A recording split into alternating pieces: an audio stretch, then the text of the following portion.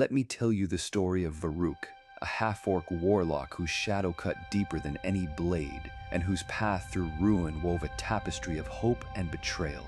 Our tale begins not in a bustling tavern, but beneath a bleeding sky, a world forever dusk, where crimson rain soaks broken stones and the wind mourns for what is lost. In the heart of a city long dead, drowned in rotten ash, Varruk stalked the narrow alleyways, his heavy boots muffled by corpses of forgotten dreams. Varruk was a mountain of a man, his tusked jaw set hard, shoulders hunched beneath the weight of chains only he could feel. His eyes, pale lanterns in the gloom, flickered with haunted memories. Each breath tasted of sulfur and regret. All around him, shadows writhed, no mere tricks of dying sunlight, but the spirits of those who once called the city home, their whispers threading through the wind. Betrayer, they hissed, savior, monster, kinslayer.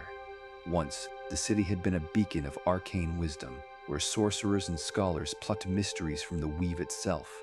Varruk's own kin had been among them, orcish blood tempered with wisdom, drawing respect and suspicion in equal measure. But ambition makes easy prey for those who whisper from the dark. It was here, in these shattered halls, that Varruk made a desperate pact offered by his patron, the Maw Unseen, in return for power to defend those he loved. Power that arrived just too late, their screams still echoing through nightmares that would not die. "I am no hero," Varruk would remind himself as he stalked the labyrinth. "I am a prisoner in my own skin." The Maw's whispers licked at his mind, promising freedom, offering cruelty. With a word, you could be free, let them pay the price. But Varruk sought the Severance Eye, a legendary artifact whispered to sever the most binding of soul contracts. That hope, thin as a spider's thread, pulled him deeper into the city's maw, even as rival seekers closed in elves with eyes like daggers, desperate wizards cracked by their own bargains, and cultists who danced for the maw itself. They would kill for what Varruk now risked everything to possess. Down spiral stairs slick with blood he descended. Every wall crawled with glyphs, pulsed with broken magic. Spirits pressed close, their visages flickering. One was a little girl, face half remembered from a long-dead village. "Are you my papa?" she asked, before melting into mist. Varruk's heart twisted, a chain pulled taut.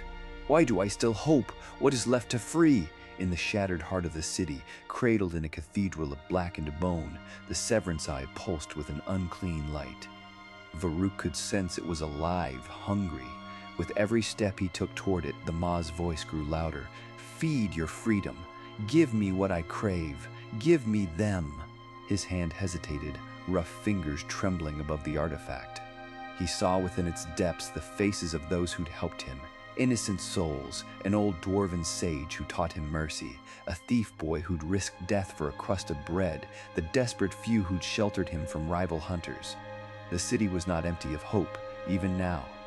But the Severance Eye's hunger demanded a price, 100 souls for the release of one. Varruk recoiled, bile rising in his throat. "Is freedom worth the blood of innocence?" his soul cried. The Maw whispered back, oily and sweet. "Only the strong survive, and even then only for a while. You could be free. Forget the rest," the ghosts wailed. Chains clinked in his mind. "If I do this, am I not worse than what they say?